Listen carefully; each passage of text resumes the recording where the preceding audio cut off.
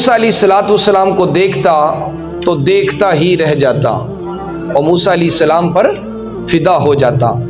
تو حضرت موسیٰ کلیم اللہ علیہ السلام کی جو زندگی حیاتی اور جو فرعون کے ساتھ آپ کا مقابلہ تھا، اللہ تعالیٰ نے کس طرح آپ کو طاقت بخشی، قرآن کریم میں اسی چیز کے بارے میں ذکر خیر کیا گیا۔ اللہ تعالیٰ کی بارگاہ میں دعا ہے کہ اللہ تعالیٰ صحیح معنوں میں موسیٰ علیہ السلام کی سیرت بیان کرنے کی توفیق عطا فرمائے۔ حضرت موسیٰ کلیم اللہ علیہ السلام جن کا میں نے ذکر کیا کہ جب آپ مصر کی سرزمین سے جب مدین کی طرف روانہ ہوئے، وہاں آپ کی ملاقات حضرت شعیب علیہ السلام کے ساتھ ہوئی۔ تو حضرت موسیٰ کلیم اللہ علیہ السلام کے آگے حضرت شعیب علیہ السلام نے فرمایا میری 2 بیٹی ہیں، ان میں سے ایک بیٹی جو ہے وہ میں تیرے نکاح میں دیتا ہوں۔ اب نبی کی بیٹی کے ساتھ نبی کی شادی ہو رہی ہے، شعیب علیہ السلام کی بیٹی ہے اور موسیٰ کے نکاح میں ہے۔ حضرت شعیب علیہ السلام نے خود موسیٰ علیہ السلام کو نکاح کا پیغام بھیجا، خود نکاح کا پیغام بھیجا اور کہا کہ میں چاہتا ہوں کہ اپنی بیٹی صفورہ کا نکاح تیرے ساتھ کر دوں۔ آج جو ہمارا معاشرہ جاہلیت کا زمانہ، اتنا پڑھا لکھا دور ہونے کے باوجود ہمارا برصغیر کا یہ حال ہے کہ ہم کہتے ہیں کہ ہمارے پاس بیٹی کا رشتہ کوئی لے کے آئے گا تو پھر بیٹی کا رشتہ دیں گے، حالانکہ بیٹیاں گھر بیٹھی رہتی ہیں اور ہو سکتا ہے بوڑھی ہو جائیں لیکن ان کا رشتے نہیں ہو پاتے۔ کس وجہ سے؟ اس وجہ سے کہ ماں باپ بہن بھائیوں کا غرور و تکبر ہی ختم نہیں ہوتا۔ اب شعیب علیہ السلام خود موسیٰ علیہ السلام کو نکاح کا پیغام بھیج رہے ہیں کہ میں چاہتا ہوں دونوں بیٹیوں میں سے ایک کا نکاح تیرے ساتھ کر دوں۔ اور اسی طرح اگر صحابہ کرام کا دور دیکھا جائے تو نبی پاک صلی اللہ علیہ وسلم کے صحابی حضرت عمر بن خطاب رضی اللہ تعالیٰ عنہ، جب آپ کی بیٹی حضرت اماں حفصہ رضی اللہ تعالیٰ عنہا جب آپ بیوہ ہوئیں تو حضرت عمر رضی اللہ تعالیٰ عنہ نے اپنی بیٹی کا نکاح کرنا چاہا۔ تو بیٹی کا نکاح کرنے کے لیے آپ نے ایسا کیا کہ حضرت عثمان کے پاس گئے اور کہا کہ میں اپنی بیٹی کا نکاح کرنا چاہتا ہوں، کیا تو میری بیٹی کے ساتھ نکاح کرے گا؟ کیا کون رہا ہے؟ حضرت عمر، جن کے بارے میں حضور نے فرمایا لا نبی بعدی، میرے بعد کوئی نبی نہیں، اگر نبی ہوتا تو وہ عمر ہوتا۔ وہ عمر حضرت عثمان کے پاس گئے تو حضرت عثمان نے کہا کہ میں سوچ کے بتاؤں گا۔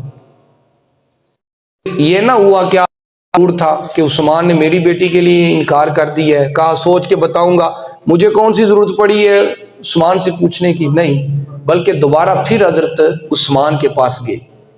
جب حضرت عثمان کے پاس گئے تو کہا کہ تو نے بتانا تھا کہ میں میری بیٹی کے ساتھ نکاح کے بارے میں، تو کیا فیصلہ کیا ہے؟ حضرت عثمان آگے سے کہنے لگے کہ میں نے ارادہ کیا ہے کہ ابھی نکاح نہ کروں۔ پھر آپ نے جب یہ فیصلہ سن کے پھر حضرت ابوبکر صدیق کی بارگاہ میں گئے۔ جب حضرت ابوبکر صدیق رضی اللہ تعالیٰ عنہ کی بارگاہ میں گئے تو حضرت ابوبکر صدیق رضی اللہ تعالیٰ عنہ سے کہنے لگے کہ ابوبکر، میں اپنی بیٹی حفصہ کا نکاح کرنا چاہتا ہوں، کیا تو میری بیٹی کے ساتھ نکاح کرے گا؟ حضرت ابوبکر خاموش ہو گئے، کوئی جواب نہ دیا۔ تو حضرت عمر فرمانے لگے مجھے عثمان کی بنسبت ابوبکر کا زیادہ دکھ پہنچا ہے کہ عثمان نے 2 دفعہ انکار کر دیا، ابوبکر نے مجھے جواب نہ دیا، مجھے زیادہ تکلیف پہنچی ہے عثمان کی بنسبت۔ جب تھوڑے کچھ دن گزرے تو حضور علیہ السلام نے خود حضرت اماں حفصہ کے نکاح کے بارے میں حضرت عمر کو پیغام بھیج دیا۔ اب جو امت کی ماں بننی تھی ان کا نکاح ابو بکر عثمان سے کیسے ہو سکتا تھا؟ اب انہوں نے امت کی ماں بننا تھا. اللہ نے فرمایا نا کہ نبی کی جو بیوی ہیں مومنین کی مائیں ہیں، مومنین کی مائیں ہیں. تو جب حضور نے حضرت عمر رضی اللہ تعالیٰ عنہ کے پاس نکاح کا پیغام بھیجا کہ میں حفصہ کے ساتھ نکاح کرنا چاہتا ہوں، حضرت عمر نے اپنی بیٹی کا نکاح حضرت حفصہ کا حضور کے ساتھ کر دیا. کچھ دن وقت گزرا تو ابو بکر اور حضرت عمر کا پھر ٹاکرا ہوا. حضرت عمر ابو بکر سے بات کرنے لگے تو حضرت ابو بکر نے کہا کہ میں نے تجھے کچھ جواب نہیں دیا، یقیناً تجھے تکلیف پہنچی ہوگی. تو حضرت عمر کہنے لگے ہاں مجھے تکلیف پہنچی ہے، عثمان کی بنسبت آپ سے زیادہ تکلیف پہنچی ہے کہ آپ نے بھی مجھے بیٹی کے نکاح کے بارے میں کوئی بات نہیں بتائی. حضرت ابو بکر آگے سے یہ فرمانے لگے، آپ کہنے لگے کہ میں نے ایک دفعہ سنا تھا کہ میرے آقا نے حضرت حفصہ کے ساتھ نکاح کی خواہش کا اظہار کیا ہے. آپ فرمانے لگے یہ ایک راز تھا جو میں اپنے آقا کا راز فاش نہیں کرنا چاہتا تھا. اے عمر، اگر حضور تیری بیٹی حفصہ کے ساتھ نکاح نہ کرتے تو میں ابو بکر تیری بیٹی کے ساتھ نکاح کر لیتا. آج کا زمانہ دیکھ لیں، اتنا پڑھا لکھا دور ہونے کے باوجود لوگ اتنی جاہلیت میں زندگی گزار رہے ہیں. بیٹیاں گھروں میں بیٹھ کے بوڑھی ہو جاتی ہیں، ان کا نکاح نہیں کرتے. اللہ کے آقا کا فرمان ہے کہ اپنی بیٹی کو جلد از جلد رخصت کرو، اس کا نکاح کرو. تو ہم کیا کر رہے ہیں؟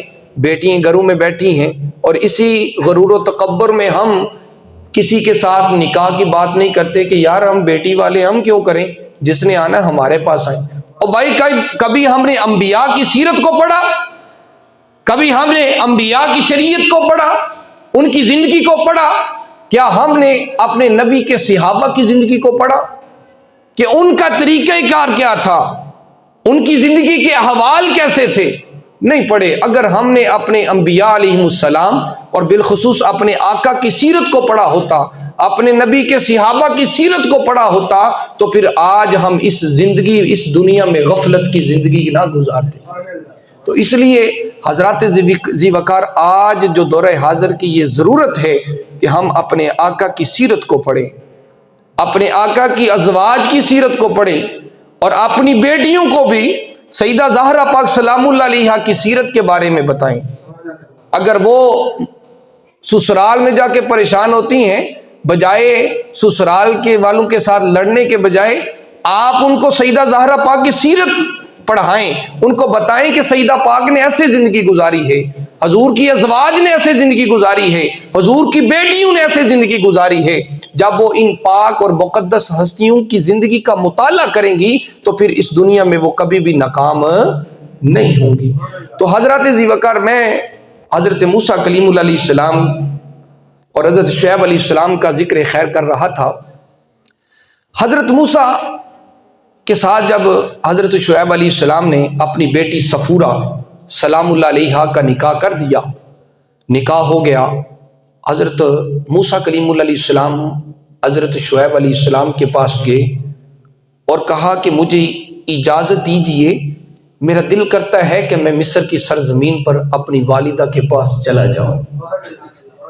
اب وہ مدین میں تھے.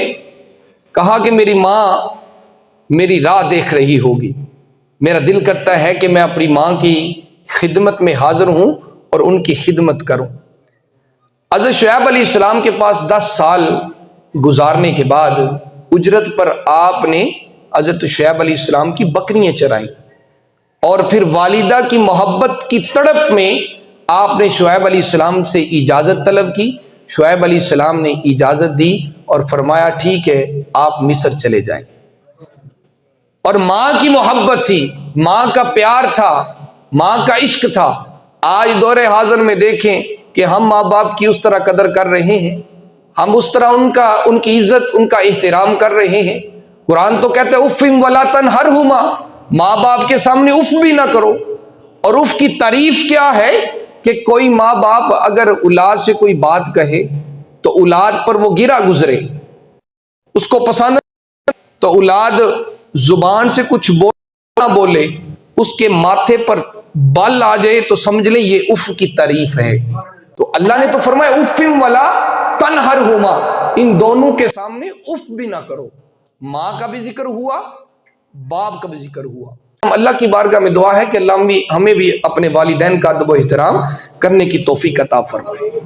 حضرت شعیب علیہ السلام سے جب اجازت موسیٰ علیہ السلام نے طلب کی، طلب کر کے اپنی زوجہ محترمہ حضرت صفورہ اور بکریوں سمیت آپ مصر کی طرف روانہ ہو گئے۔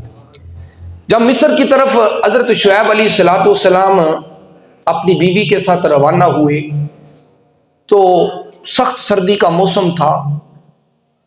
چلتے چلتے رات ایک جنگل میں آ گئی۔ تاریکی کی وجہ سے، اندھیرے کی وجہ سے راستہ گم ہو گیا۔ اب موسیٰ علیہ السلام ایک جگہ پہ رک گئے اور دور ایک پہاڑ کی طرف آپ کی نظر پڑتی ہے، اور کیا دیکھتے ہیں کہ اس پہاڑ پر آگ چمک رہی ہے۔ اب وہ جو جنگل تھا وہ کوہ طور پہاڑ کے قریب تھا، اور جو آگ نظر آ رہی تھی موسیٰ علیہ السلام کو، وہ حقیقتاً کوہ طور پہاڑ سے نظر آ رہی تھی۔ تو قرآن میں رب کیا فرماتا ہے، آنسین من جانب الطور نارا، کہ موسیٰ علیہ السلام نے طور سے ایک آگ دیکھی۔ اور کوہ طور پہاڑ جو وادی سینا کے قریب تھا، یہ وہ وادی سینا تھی جس سے اللہ تعالیٰ نے، یہ وہ مقدس وادی ہے جس سے اللہ تعالیٰ نے کفار کو، مشرکین کو نکال کر مومنوں کے ساتھ اس کو آباد کیا تھا۔ تو حضرت موسیٰ کلیم اللہ علیہ السلام اپنی بیوی حضرت صفورہ سے کہتے ہیں کہ تم یہاں ٹھہرو، میں تمہارے تانپے کے لیے یعنی سیکنے کے لیے پہاڑ سے آگ لے کے آتا ہوں۔ تو یہاں شاعر نے بڑے خوبصورت الفاظ میں حضرت موسیٰ علیہ السلام کا تذکرہ کیا، کہتے ہیں خدا کے فضل کا موسیٰ سے پوچھئے احوال، خدا کے فضل کا موسیٰ سے پوچھئے احوال، آگ لینے کو جائیں پیغمبری مل جائے۔ کہ موسیٰ علیہ السلام سے خدا کا احوال پوچھئے، کوہ طور پر جا رہے ہیں آگ لینے، لیکن وہاں سے پیغمبری لے کے آ رہے ہیں۔ حضرات ذی وقار حضرت موسیٰ کلیم اللہ علیہ السلام جس کو آگ سمجھ کر اس کے پیچھے گئے تھے اور آگ ہی سمجھ رہے تھے، وہ آگ نہیں تھی بلکہ اللہ کے نور کی تجلی تھی، وہ رب کے نور کی تجلی تھی جس کو موسیٰ علیہ السلام آگ سمجھ رہے تھے۔ تو حضرت ذی وقار حضرت موسیٰ کلیم اللہ علیہ السلام اس آگ کو لینے کے لیے جب کوہ طور پہاڑ کی طرف نکلے، آپ کیا دیکھتے ہیں کہ ایک عجیب و غریب ایک منظر ہے، بڑا خوفناک اور دہشتناک وہ آگ ہے، اور ایک درخت پر وہ آگ جل رہی ہے۔ جب موسیٰ علیہ السلام نے وہ آگ دیکھی تو اس کے قریب جانا چاہا، لیکن جتنا آپ قریب جاتے وہ آگ آگے سے ہٹتی جاتی۔ ایک وقت آیا موسیٰ کلیم اللہ علیہ السلام کا یہ ذہن بنا کہ یہ لکڑی کی جو ٹہنی ہے ٹوٹ کے نیچے گرتی ہے، اس آگ کو اٹھا کے لے جاتا ہوں۔ جب آپ کا یہ ذہن بنا، آگے جاتے ہیں، آگ پیچھے ہٹتی جاتی ہے۔ حضرت موسیٰ کلیم اللہ علیہ السلام پر اس وقت خوف طاری ہوا۔ تو جب خوف طاری ہوا، آپ نے واپسی جانے کا ارادہ کیا، تو قرآن میں اللہ نے فرمایا قال یا موسیٰ، اے موسیٰ انی انا اللہ رب العالمین، بے شک میں ہی ہوں اللہ جو رب ہے سارے جہان والوں کا۔ فرمایا میں موسیٰ میں رب ہاں، اے میرے نور دی تجلی جڑی تو دیکھ رہے ہیں، تے پیچھے نہ جا بلکہ آ جا ہن میرے نال گل بات کر لے۔ تو وہاں پہ حضرت موسیٰ کلیم اللہ علیہ السلام کا جو لقب ملا کلیم اللہ سے کلام کرنے والے، تو اللہ وہ کلام جو لقب تھا وہاں سے آپ کو ملا تھا۔ تو حضرات جب حضرت موسیٰ کلیم اللہ علیہ السلام کوہ طور پر گئے، اللہ کے ساتھ ہم کلامی ہوئی۔ جب رب نے فرمایا نہ موسیٰ ان پیچھے نہ جا، ان میرے کول ہی آ جا، میں اللہ وہاں جو رب ہاں سارے جہاں والوں کا۔ جب موسیٰ علیہ السلام نے اپنے رب کی بات سنی، اپنے رب کی گفتگو سنی، اپنے رب سے کی زبان سے نکلنے والے الفاظ سنے، دل میں ٹھنڈک محسوس ہوئی۔ آپ کی خوشی کا ٹھکانہ نہ رہا کہ آج مجھے رب کی وہ بات میں نے سنی ہے، اور یقیناً اس کی تسکین آپ نے اپنے دل میں محسوس کی۔ جب اللہ تعالیٰ کے ساتھ کلام ہوا تو حضرات ذی وقار رب نے فرمایا موسیٰ وادی طویٰ کا ذکر کیا، اللہ تعالیٰ نے ارشاد فرمایا انی انا ربک فاخلع علیک، اللہ نے فرمایا بے شک میں ہی ہوں رب، بے شک میں ہی تمہارا رب ہوں، فاخلع علیک پس اپنے جوتے اتار دیجئے۔ آگے فرمایا انک بالوادی المقدس طویٰ، بے شک آپ مقدس وادی طویٰ میں موجود ہیں۔ اب اللہ نے حضرت موسیٰ کلیم اللہ علیہ السلام کو فاخلع علیک اپنے جوتے اتارنے کا حکم دیا کہ اے موسیٰ اب تم مقدس وادی طویٰ میں موجود ہو، اپنے جوتے اتار دو اور میرے پاس آ جاؤ۔ جب موسیٰ علیہ السلام اللہ کے پاس گئے، جوتے اتارے، رب کے ساتھ کلام ہوئے، بات چیت ہوئی، پھر رب نے حضرت موسیٰ علیہ السلام نے سے فرمایا اے موسیٰ میں نے تجھے اپنا رسول بنا دیا ہے۔ رسول کہتے کس کو ہیں؟ جو اللہ کا پیغام اللہ کی مخلوق میں تقسیم کرے، اللہ کی وحدانیت کی تعلیم لوگوں کو دے اور اللہ کا ذکر لوگوں کو سکھائے، تو وہ رسول ہوتا ہے۔ اور 1,24,000 کم و پیش میں انبیاء علیہ السلام میں 313 رسول ہیں۔ تو حضرات ذی وقار جب موسیٰ کلیم اللہ علیہ السلام سے رب نے یہ فرمایا موسیٰ تو میرا رسول ہے اور تو ہن انج کرنا ہے کہ فرعون دے دربار جانا ہے تے میرا پیغام لے کے جانا ہے، انہوں کہنا ہے کہ فرعون نو کہنا ہے کہ بندہ بن جا، انسان بن جا، دے خدائی دا دعویٰ چھڈ دے، اگر وہ نہیں کرے گا تو پھر خود ہی خمیازہ جڑا نہ بھگت لے گا۔ حضرت موسیٰ علیہ السلام نے پھر رب دی بارگاہ چرز کی یا رب العالمین فرعون نے اگر منو پوچھیا میں نو کہاں گا میں اللہ دا رسول ہاں، اللہ دا پیغام لے کے آیا، تو انہیں میرے کو دلیل پوچھی تو پھر میں دلیل کی دواں گا؟ تو اللہ نے فرمایا موسیٰ وما تلک بیمینک یا موسیٰ، اے موسیٰ تیرے ہاتھ وچ کی ہے، تیرے ہاتھ وچ کی ہے؟ حضرت موسیٰ علیہ السلام اگوں ارشاد عرض کر دینے قال ہی عصای، اے رب اے میرے رب میرے ہاتھ وچ آسا ہے۔ صرف ایتے خاموش نہ ہوئے بلکہ آگے فرمانے لگے اتوقع علیہا واحش بہا علی غنمی والی فیہا معارب اخرى، اے اللہ میرے ہاتھ وچ آسا ہے تے ایس آسے نال میں اپنی بکریاں واسطے پتے بھی جھاڑنا، ایدے نال ٹیک بھی لگانا تے ایدے کولوں میں اور بھی بڑے سارے فائدے حاصل کر لینا۔ جب اللہ تعالیٰ نے جب موسیٰ علیہ السلام کی بات سنی تو پھر اللہ تعالیٰ نے فرمایا قال القیہا یا موسیٰ، اے موسیٰ بس اس کو زمین پہ ڈال دے۔ موسیٰ علیہ السلام نے رب کا حکم مانا، فوراً اس آسے کو زمین پر ڈال دیا، تو پھر فرمایا فَأَلْقَاهَا فَإِذَا هِيَ حَيَّةٌ تَسْعَىٰ، جب موسیٰ علیہ السلام نے اس آسے کو زمین پر ڈال دیا تو وہ فوراً خوفناک اژدھا بن گیا، بہت بڑا سانپ بن گیا۔ موسیٰ علیہ السلام نے جب یہ دیکھا تو حیران رہ گئے، پریشان ہو گئے کہ ہاتھ میں نے لاٹھی پکڑی ہے اور اس لاٹھی کو زمین پر ڈال دیا اور یہ آسا جو ہے سانپ بن گیا۔ پھر اللہ تعالیٰ نے موسیٰ علیہ السلام سے یہ فرمایا اے موسیٰ قال خذھا ولا تخف، اے موسیٰ ڈر نہ، اینو پھر دوبارہ اپنے ہاتھ وچ پھڑ لے۔ موسیٰ علیہ السلام نے کیا کیا؟ اس آسے کو پھر ہاتھ میں پکڑ لیا، اس سانپ کو پکڑ لیا اور فوراً وہ پہلی حالت میں وہ آسا بن گیا۔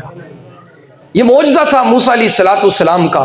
اللہ خالق کائنات نے پھر آگے ارشاد فرمایا وَدْمُمْ يَدَكَ إِلَىٰ جَنَاحِكَ تَخْرُجْ بَيْضَاءَ مِنْ غَيْرِ سُوءٍ آیَةٍ أُخْرَىٰ، اے موسیٰ اب اپنے ہاتھ کو اپنی بغلوں میں دبا لے، اور جب اپنے ہاتھوں کو اپنی بغلوں میں دبا لے گا تو یہ چمکتا ہوا تیرا ہاتھ نکل آئے گا۔ موسیٰ علیہ السلام نے اپنے رب کے حکم کو مانا، اپنی بغلوں میں اپنا دایاں ہاتھ ڈال دیا، جب ہاتھ کو نکالا تو وہ چمکتا ہوا نکلا۔ اور آپ کے اس ہاتھ کا معجزہ یہ تھا کہ کوئی بھی بندہ حضرت موسیٰ کلیم اللہ علیہ السلام کے اس چمکتے ہوئے ہاتھ کو دیکھ نہ پاتا تھا، اتنا وہ ہاتھ چمکتا تھا نور کے ساتھ کہ کوئی بندہ اپنی نظر اس ہاتھ پر ٹھہرا نہیں سکتا تھا۔ یہ حضرت موسیٰ کلیم اللہ علیہ السلام کے جو معجزات تھے دو اللہ تعالیٰ نے آپ کو عطا فرمائے۔ تو حضرات ذی وقار، یہ تو موسیٰ علیہ السلام کے ہاتھ کی بات ہے۔ اللہ تعالیٰ نے جو اپنے محبوب کو معجزہ عطا فرمایا، سیدی اعلیٰ حضرت رحمۃ اللہ تعالیٰ علیہ فرماتے ہیں نا، معجزے انبیاء کو خدا نے دیے، معجزہ بن کر آیا ہمارا نبی، خلق سے اولیاء، اولیاء سے رسول، اور رسولوں سے اعلیٰ ہمارا نبی۔ پھر فرماتے چمک تجھ سے پاتے ہیں سب پانے والے، میرا دل بھی چمکا دے چمکانے والے، تو زندہ ہے واللہ، تو زندہ ہے واللہ، میری چشم عالم سے چھپ جانے والے۔ یہ تو بات موسیٰ کے ہاتھوں کی تھی، اب اللہ کے محبوب کے ہاتھوں کا ذکر کیا جائے تو قرآن میں اللہ فرماتا ہے ید اللہ فوق ایدیہم، میرے محبوب کے ہاتھ کے اوپر رب کا ہاتھ ہے، یعنی سمجھ لیں کہ سرکار کا جو ہاتھ ہے یہ رب کا ہاتھ ہے۔ پھر اگر موسیٰ کے ہاتھ کا یہ عالم ہے تو پھر میرے آقا کے ہاتھ کے مقام کا عالم کیا ہوگا؟ اگر موسیٰ کے ہاتھ سے معجزات کا ظہور اس طریقے سے ہوتا ہے تو پھر محبوب کے ہاتھوں کے کمال کا عالم کیا ہوگا؟ تو سیدی اعلیٰ رحمۃ اللہ تعالیٰ علیہ فرماتے ہیں نا، ہاتھ جس سمت اٹھا غنی کر دیا، موج بحر سماعت پہ لاکھوں سلام، جس طرف اٹھ گئی دم میں دم آ گیا، اس نگاہ عنایت پہ لاکھوں سلام۔ تو یہ تو میرے حضور کے ہاتھوں کا کمال تھا۔ تو حضرات ذی وقار، حضرت موسیٰ کلیم اللہ علیہ السلام کے ہاتھ میں جو عصا تھا، اب وہ عصا آپ کو ملا کیسے؟ کسی نبی سے ملا، کسی درخت سے توڑا، یا کہاں سے آیا؟ تو اس کا جواب یہ ہے کہ یہ عصا حضرت موسیٰ کلیم اللہ علیہ السلام جب مصر کی سرزمین سے چل کر حضرت شعیب علیہ السلام کے پاس مدین کی طرف گئے تو یہ عصا مبارک جو تھا حضرت شعیب علیہ السلام نے آپ کو تحفے میں دیا تھا، اور یہ عصا جنت کا ایک درخت ہے، اس کا نام ہے آس، اس درخت کی لکڑی کا یہ عصا تھا۔